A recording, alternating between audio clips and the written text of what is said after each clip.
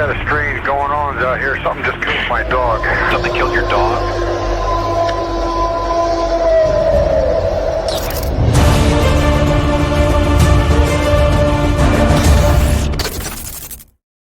Hey everybody, thank you so much for joining the Cryptid Podcast this morning. I have a great guest on today. I have Zach coming on. So before he comes on, I just want to say thank you so much to everybody for joining the show, subscribing, commenting, likes, shares. I truly appreciate it. I really love this community, and I'm just having a good time doing this. If anybody has had any kind of encounter, any cryptids, Dogman, Kushtika, Bigfoot, UFO encounters, by all means, shoot me an email at the Cryptid Podcast 72 at gmail.com, the Cryptid Podcast 72. And again, I'm just making a real quick announcement here. Got some things coming up. I'm working on some merch ideas, so look forward to look for that coming in the near future. And yeah, without further ado, let's bring Zach on the show. Zach, how's it going, buddy? Pretty good. How are you? Doing good, doing good. Is it raining where you're at right now? Yeah, actually, it's freezing rain right now. Oh, yeah, we just had a bunch of snow hit us last night. Well, a bunch of snow. I'm up in Minnesota, so, what they're trying to say, a bunch of snow was you take your leaf blower and just blow it all out of the way. You're good to go up here. So, but yeah, so you're from Ohio, and you had a sighting. You're doing some turkey scouting, seeing where these birds were coming in and trying to set up a pretty good place to sit up and wait for them to come in. And you said this happened in the Wayne National Forest on the Morgan and Perry County line. Yes, correct? Sir. Yep. Awesome. Yep.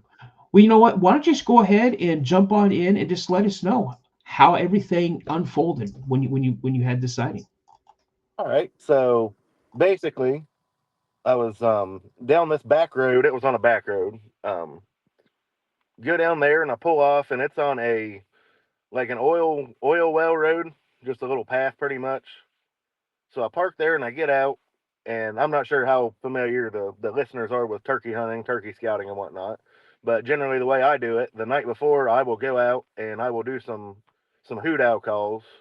And when you do that hoot owl call, the toms will gobble from their roost where they're roosted at, and that way you know the next morning, if it's worth hunting that spot or not. So I get out and I start walking, and I get maybe 100 feet, 150 feet down that oil well road, and I start smelling something. And my first thought is, well, that smells like a dead animal, which is weird, because generally around these parts, when you smell a dead animal, it's where somebody shot a deer and lost it. Well, turkey season and deer season are not around the same time. This was in the spring. You have to stop deer hunting in January. So I knew that wasn't it. And I look around. I didn't see nothing. So I keep walking. Okay. Walk about another couple hundred feet down the oil road.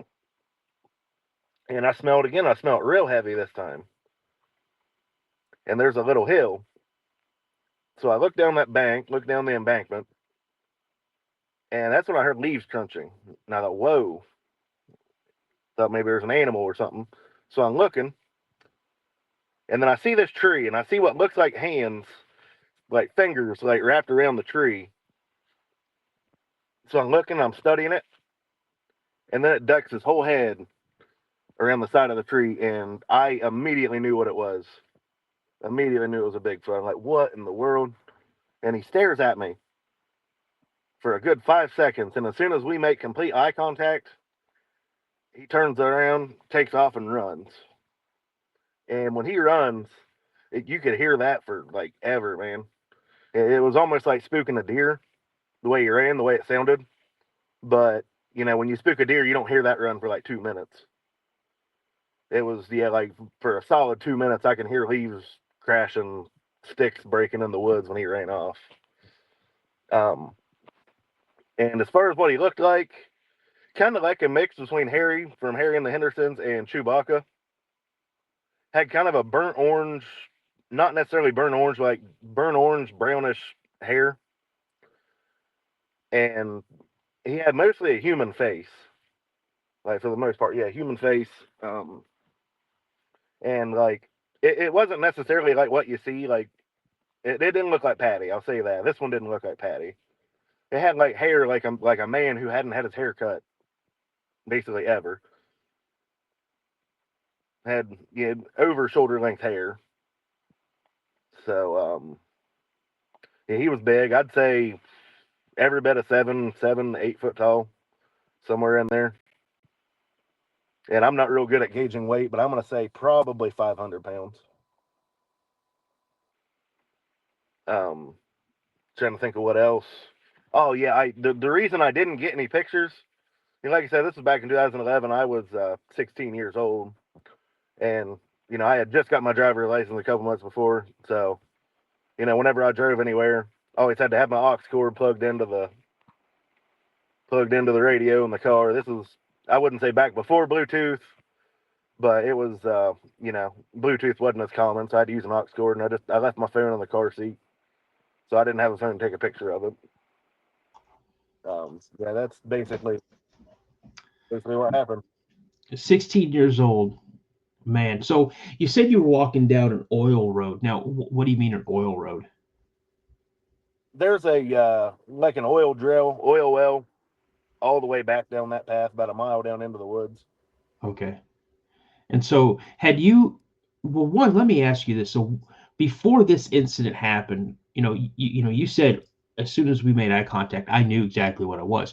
What was your thought process of Bigfoot? I mean, to me, it sounds like you knew of Bigfoot, but did you ever think that you were going to encounter something like that? I never thought I'd ever see one. I'd been obsessed with Bigfoot since I was probably 4 years old. My stepdad used to try to like scare me around the house and stuff, watching Bigfoot stuff, and I'd be in the house watching TV, and he'd run outside and like smack windows and stuff, like trying to scare me. I've always been obsessed with Bigfoot. Yeah, I never thought I'd see one. Yeah, especially at 16, Yeah. Now, how often had you been in this area? Was it like your first time you'd ever been in this area, or is this a place that you were very familiar with when you went? Oh, I was very familiar with that place.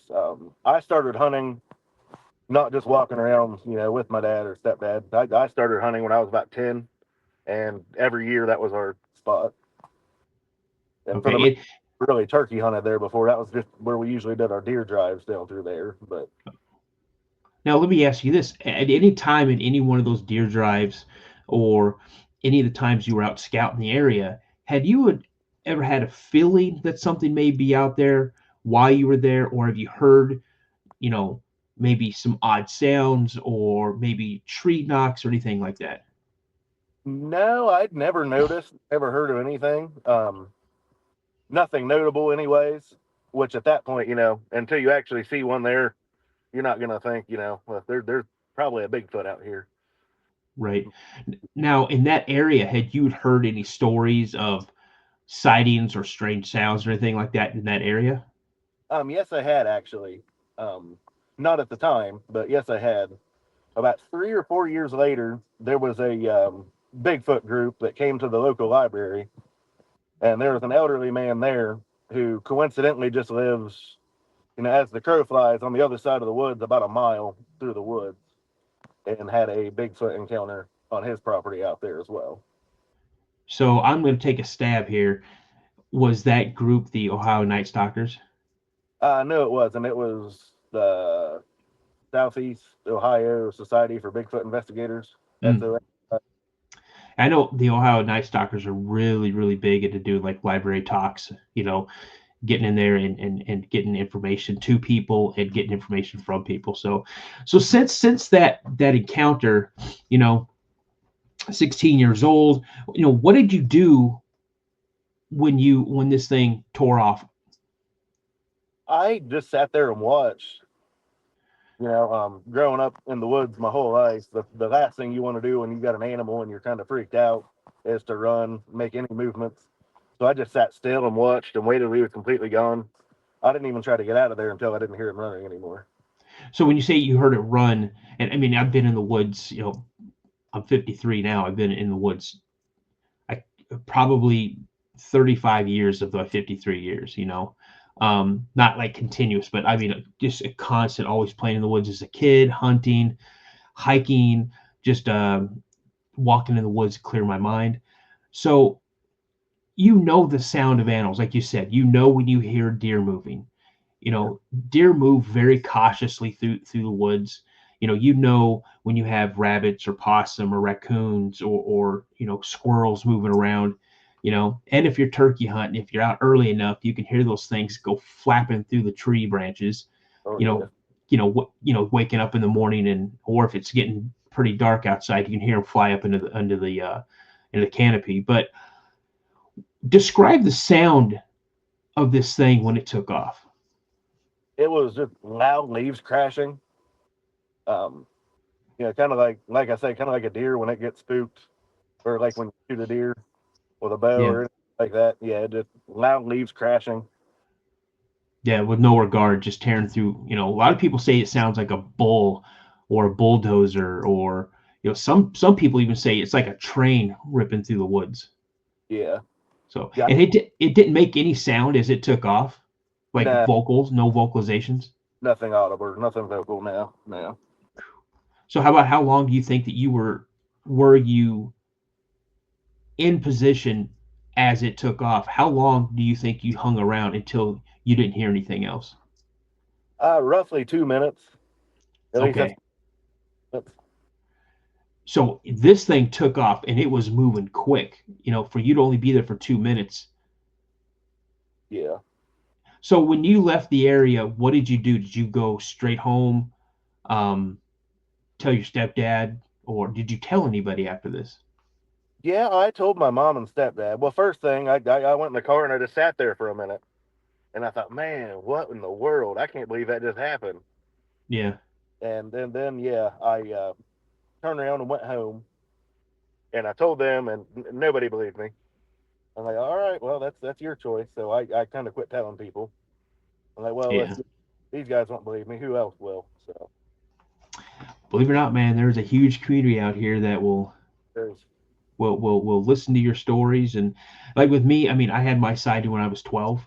Um, and she was every inch of 7.5, 8 feet tall, and probably weighed close to 600 pounds. yeah, It was a big female. Um, I was lucky because my dad was with me at the time when he saw it, so I didn't have to worry about my dad not believing me because my dad was driving the car as we were driving down the road. So, but yeah, so how long did you hold on to this until you really got into detail to tell the story to somebody? um, well, I started really talking about it about 2 years ago. I was just flipping through podcasts. I just started getting into podcast, and I'm not going to throw the name out there, but very popular Bigfoot podcast. No, go ahead. You can throw it out there, man. I'm all for promoting people. Okay, yeah, Sasquatch Chronicles. Oh, come on, Wes. I don't know him personally, but I was on his show too. So Oh, really? he was the first person that I told. I tried to tell, like you. I tried to tell people, and I got laughed at. I got ridiculed. Okay, making up stories. Are you on drugs? I've gotten that before. Right. And then I held on to that story for like 33 years before I really felt like I needed to get off my chest. And I just one day, like you, flipping through podcast, and boom, there's Sasquatch Chronicles. you know Yeah. and I sent him an email, and I kid you not, it was like a couple days later, he's like, I got to get you on the show. Yeah. And I'm like, sweet. So yeah, it was pretty cool. But so after that whole event happened, how's that changed the way you look at the woods now, especially an area that you're familiar with? How did that change, if at all? Well, really, the only thing that changes everywhere I go now, I look around and I'm like, I bet there's something in there now that I know for sure they're real. This seems like a good spot. Like honestly, that's yeah. If I see like a particular spot, I'm like, these look like Bigfoot woods. I know that sounds goofy, but like yeah, then like they look something about it. But Does that prevent you from going into those woods? oh, not at all, not at No. all. Okay. Yeah, I'd love to see it again, actually. Yeah, me too. But here's the thing: I've taken myself out of that equation. My last encounter was in 1992, and that has really kind of prevented me from going out in the woods. I'm married. I have grandkids now. I have kids, grandkids, and I know what's out in the woods. And me, I used to hike deep into the woods. I'm talking hours and hours into the woods, way off the beaten path. And I don't do it anymore. I'm not going to subject my family to anything like that because I know what's in the woods, So like you said, you'd love to see one again. What kind of circumstances would you like to see another Bigfoot? Well, as long as it's not an attack mode, which clearly, very startled last time I saw one. I don't attack mode. Yeah. I'd like to be able to have, my phone on me this time to get a picture, video. Yep. It's again, even if you do have your phone with you, a lot of times, numerous people that have seen these things are holding a phone in their hand with the camera, video. You're so shocked at what you're looking at right now because what you're looking at, your whole life has been told it's a myth. It's a myth. It's not real. People are making these up. And there's one flesh and blood right in front of you. And you're what's going on up in here is not communicating with your hand. You know what I'm saying?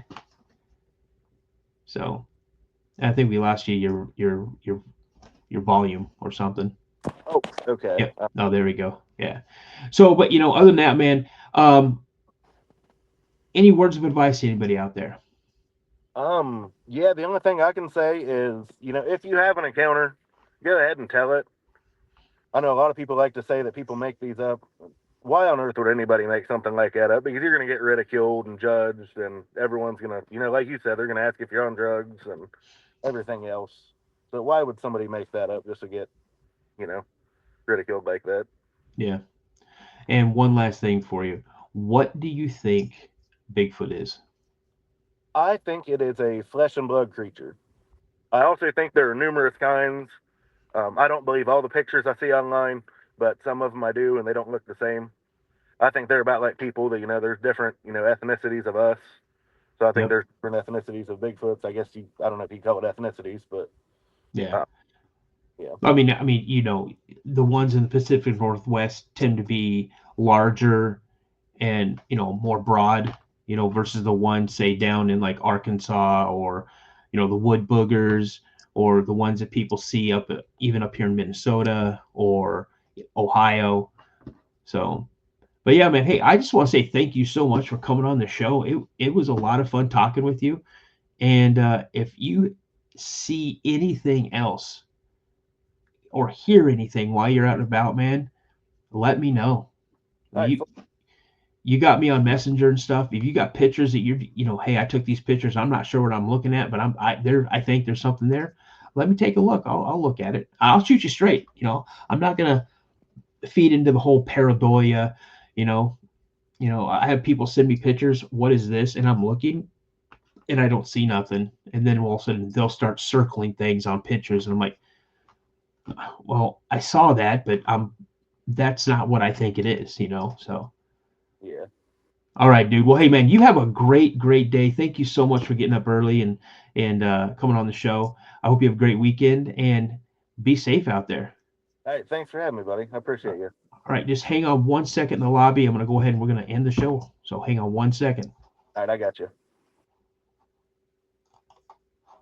Well, everybody, that's our show for today. Thank you again so much for spending whatever time you guys spend watching the videos or listening to this on Spotify. I truly appreciate all your support you guys give. It means the world to me. And again, I just do this to have fun. I'm enjoying it. I'm meeting some amazing people. I'm hearing some incredible stories, and I'm building friendships. So with that being said, you guys always remember, as my buddy Josh says, stay prayed up. And as I always like to say, a legend always begins with the sighting.